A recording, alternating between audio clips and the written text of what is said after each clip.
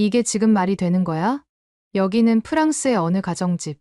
태국에서 온 한 여성과 프랑스인 남성이 함께 TV로 심각하게 태권도 결승전 경기를 보고 있는데요. 그런데 경기가 끝난 직후 어떤 장면을 보게 된 두 남녀는 지금 본 장면을 믿을 수 없다는 듯한 제스처를 취하고 있습니다. 대체 이들이 어떤 장면을 본 건지 함께 알아보러 가실까요? 잠깐 1초 만에 누를 수 있는 좋아요 버튼만 눌러주시면 영상 제작에 큰 힘이 됩니다. 안녕하세요. 저는 프랑스 파리 외곽에서 꽤 유명한 태권도장을 운영하고 있는 피에르라고 합니다. 처음 태권도장을 시작했을 때는 제 인생을 바꿔준 태권도를 프랑스에 널리 알리고 싶어서 시작했는데 이렇게까지 인기를 얻게 될 줄 몰랐어요. 지금은 정말 많은 분들이 저희 도장을 찾아주셔서 너무나 보람차답니다. 저희 동네는 원래 전통적인 프랑스 문화의 중심지였어요. 그런데 최근 몇 년 사이에 한국 문화의 바람이 불기 시작했죠. 제 도장 근처에 한국 식당이 생기고 K-뷰티샵이 들어서면서 동네 분위기가 많이 바뀌었어요. 덕분에 저희 도장에는 어린 친구들 뿐만 아니라 성인부터 해서 노인분들까지 찾아오고 있답니다. 특히 그 중에서는 10대, 20대 젊은 층의 관심이 뜨겁더라고요. 제 인생의 가장 큰 전환점은 태국인 아내와의 만남이었어요. 평소에 아시아 문화에 관심이 많았던 저는 새로운 경험을 찾아 여행을 다니곤 했죠. 태권도를 가르치면서도 틈틈이 아시아 여러 나라의 문화와 역사를 공부했어요. 그러다 보니 자연스레 아시아 여행에도 관심이 생겼고 그렇게 태국에서 제 인생의 반려자를 만나게 된 거예요. 아내는 제가 프랑스에서 태권도장을 운영하겠다는 꿈을 처음부터 적극적으로 지지해줬어요. 사실 처음에 저조차도 프랑스에서 태권도가 얼마나 인기를 끌 수 있을지 걱정도 됐지만 아내는 항상 당신의 열정이라면 반드시 성공할 거예요라고 하며 격려해줬죠. 덕분에 저는 더욱 자신감을 갖고 태권도장을 열 수 있었답니다. 그리고 태국에 있을 때 알게 된 재미있는 사실이 있어요. 태국에서도 프랑스 못지않게 태권도가 꽤 인기가 있더라고요. 특히 한 한국인 덕분에 태국에서도 태권도가 크게 발전했다고 했어요. 이 이야기는 나중에 더 자세히 말씀드릴게요. 아내와 함께 상의하고 프랑스로 돌아온 후 저희는 함께 태권도장을 꾸려나갔어요. 틈틈이 아내와 함께 태권도와 더불어 한국 문화에 대해 알리기 위해 공부도 같이 했고요. 아내는 태국 문화를 프랑스에 소개하는 일을 하면서도 저희 태권도장 운영을 많이 도와줬습니다. 덕분에 저희 도장은 단순히 태권도만 가르치는 곳이 아니라 한국과 태국의 문화와 예절을 함께 체험할 수 있는 특별한 공간이 되어서 그런지 주변 태권도장보다 더 인기를 끌더라고요. 요즘 프랑스의 분위기가 많이 바뀌었어요. 저희 태권도장 주변 거리에는 한국 화장품 매장들이 줄지어 있고 주말이면 한국 아이돌 댄스를 따라 추는 사람들로 가득 차 있거든요. 얼마 전 일요일에 아내와 거리를 지나가다가 BTS의 다이너마이트를 추는 길거리 공연팀을 봤는데 마치 작은 콘서트장을 보는 것 같더라니까요. 이렇게 엄청난 한국 문화의 인기에 힘입어서 태권도의 인기도 급상승했어요. 저희 태권도장에 오는 수련생들의 수가 갑자기 늘어난 거죠. 그런데 정말 재미있는 건 요즘 10대, 20대들이 하나같이 BTS나 블랙핑크처럼 멋있어지고 싶다면서 태권도를 배우러 온다는 거예요. K-팝 아이돌들의 화려한 퍼포먼스에 매료된 젊은 층들이 태권도를 통해 K-팝 아이돌들처럼 멋진 몸매와 자신감을 얻고 싶어 하는 것 같아요. 특히 눈에 띄는 변화는 여성 수강생들이 많이 늘었다는 거예요. 분명 몇 년까지만 해도 남자 수강생 위주였었는데 이제는 여성 수강생 비율이 날로 증가하고 있더라고요. 태권도에 대한 인식이 많이 바뀐 것 같다는 생각도 들더군요. 특히 태권도가 효과적인 호신술로도 쓰일 수 있다는 점이 큰 매력으로 작용하는 것 같아요. 아무래도 프랑스는 치안에 취약하잖아요. 실제로 등록하기 전 상담을 할 때 얘기를 들어보면 많은 여자 수강생들이 자기 방어 능력을 키우고 싶다며 찾아오고 있으니까요. 예를 들어 저희 도장의 수강생 중 한 명인 키아라는 이렇게 말했어요. 태권도는 다리를 집중적으로 사용하는 스포츠이고 기술이 다양해서 정말 좋아요. 운동도 되고 자기 방어도 할 수 있어서 일석이조죠. 이런 생각을 가진 사람들이 많아지면서 저희 도장의 분위기도 많이 바뀌었어요. 그래서 저희는 전통적인 태권도 기술에 현대적인 자기 방어 기술을 접목시켜 프랑스 여성들의 필요성에 맞는 프로그램을 개발했어요. 그랬더니 이게 큰 호응을 얻고 있더라고요. 이렇게 다양한 연령층과 성별의 수강생들이 모여드는 걸 보면 정말 뿌듯하더군요. 태권도가 단순한 무술이 아니라 건강, 자신감, 자기 방어, 그리고 한국 문화에 대한 관심까지 모든 것을 아우르는 종합 문화활동이 되어가는 것 같아서 너무 기쁩니다. 저희 도장에서는 태권도의 기술을 가르치기에 앞서 예의범절과 매너를 먼저 습관화하도록 교육하고 있어요. 수강생들에게 태권도 정신의 근간인 존중과 겸손을 가르치는 게 무엇보다 중요하다고 생각하거든요. 기술은 그 다음이라고 생각해요. 이런 교육 방식 덕분인지 저희 도장 수강생들 중 학생인 친구들은 학교에서도 모범생으로 불린다는 이야기를 많이 듣고 있습니다.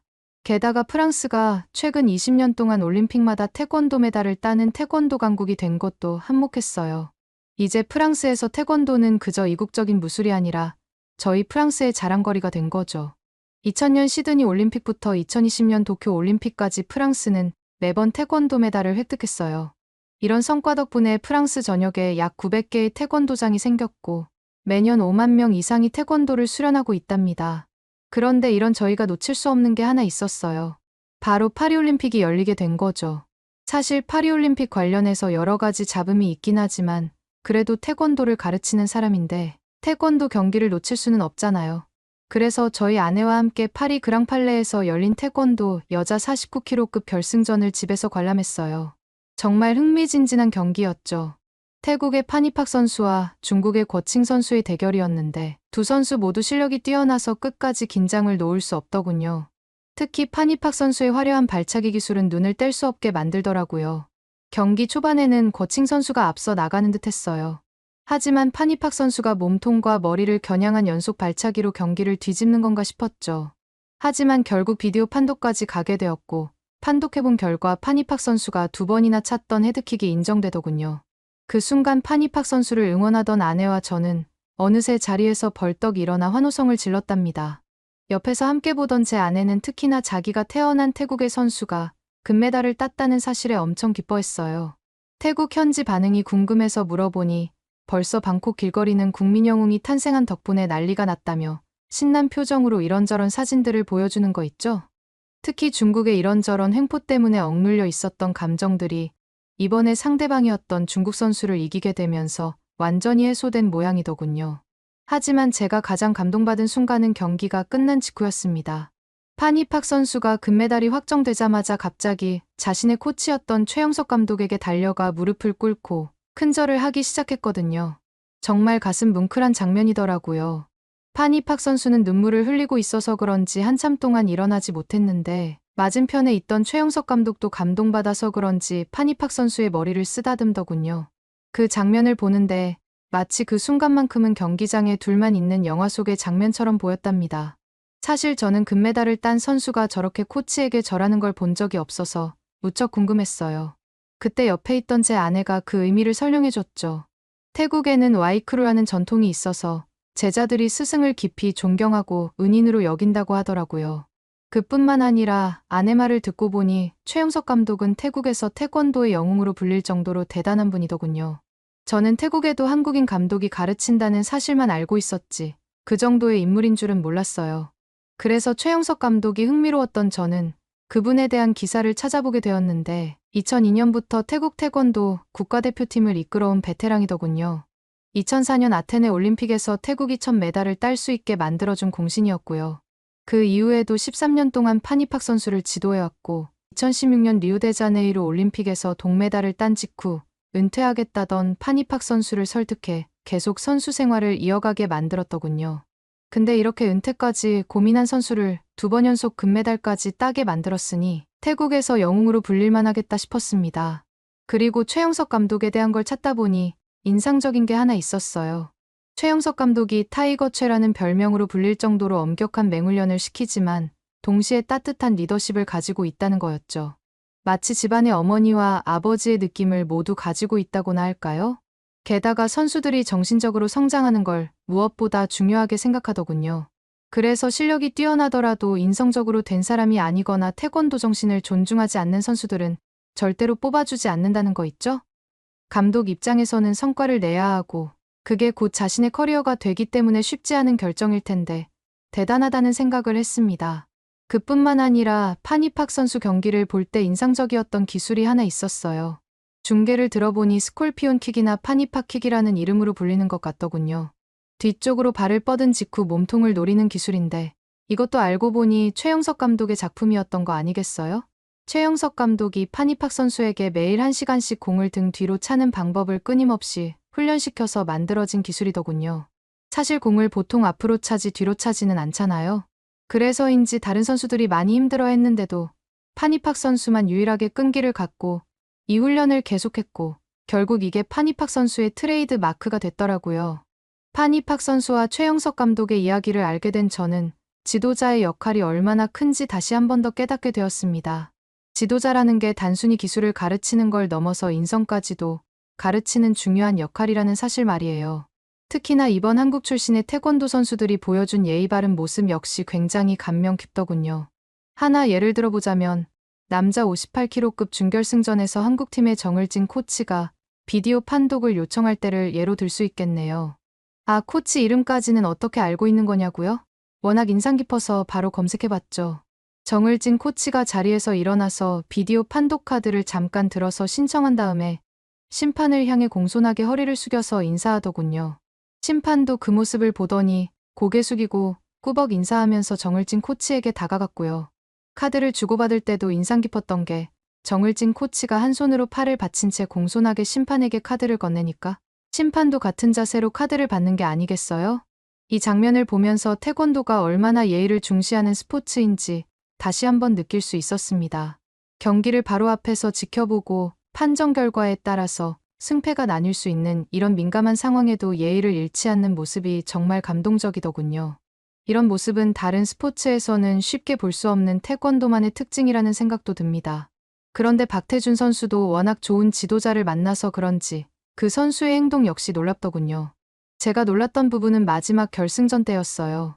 상대방이었던 마고메도프 선수가 왼쪽 다리를 다쳐 경기를 포기하고 쓰러졌을 때 마지막 발차기 이후 박태준 선수가 바로 다가가더니 무릎을 꿇고 몸 상태를 체크하면서 위로하는 모습을 보여줬습니다.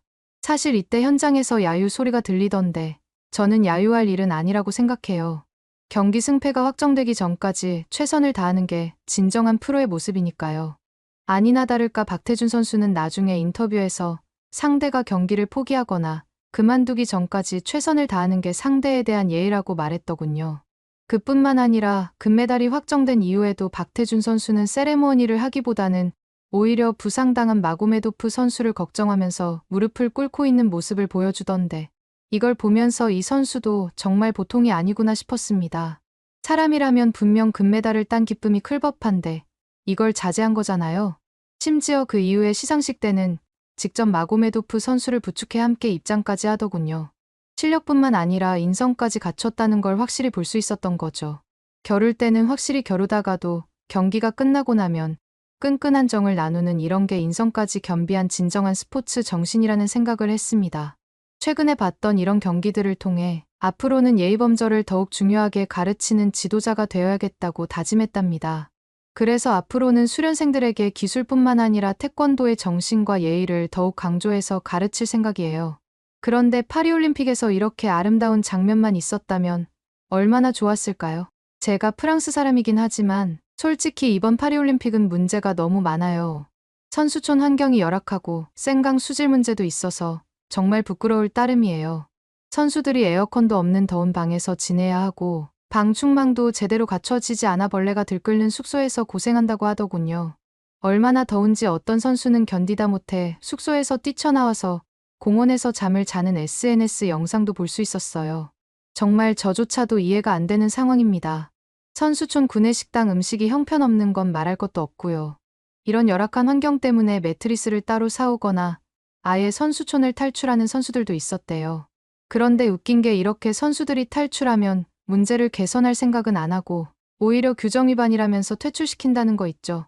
선수들의 기본적인 편의도 보장해주지 못하면서 규정만 내세우는 모양새라니 진짜 답이 없다고 생각합니다.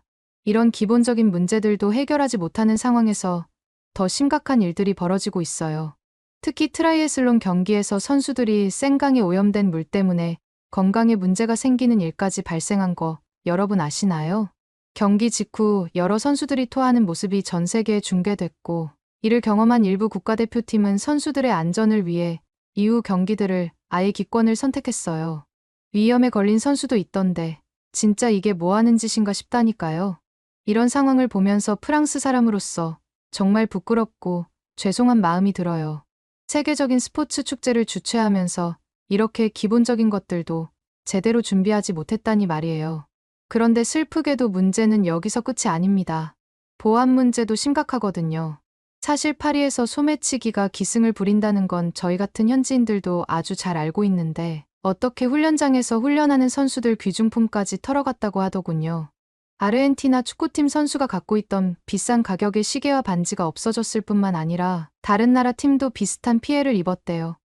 올림픽을 열어서 전 세계에서 선수들을 데려오는 것도 중요하지만 그러면 머무르는 동안에 적어도 선수들이 안전하게 지내고 누가 훔쳐가지 않을 수 있도록 신경 쓰는 게 당연한 거 아닐까요? 파리 시내에서 돌아다니다 보면 온갖 검문이란 검문은 다 하던데 무슨 의미가 있나 싶습니다. 이번에 파리올림픽은 신나게 탄소 배출을 줄이고 친환경으로 치르겠다고 광고했지만 결과적으로는 애꿎은 선수들만 건강과 안전을 해치는 꼴이 됐어요.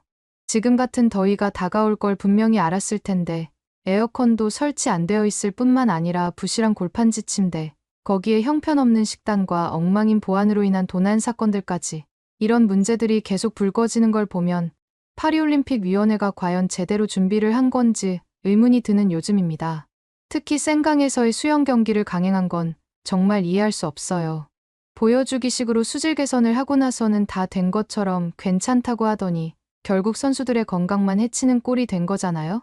이 순간만을 위해 4년 가까이 준비해왔을 선수들은 얼마나 허망할지 상상조차 안 됩니다. 저도 운동을 하는 사람이다 보니 유독 더 공감이 되기도 합니다. 게다가 경기장에서는 관중들이 난입하지를 않나 물병까지 던지는 몰상식한 일까지 벌어졌다니 정말 큰 문제예요. 이거는 선수들이 위험한 건 말할 것도 없고 경기 자체가 제대로 진행될 수 없는 사고잖아요.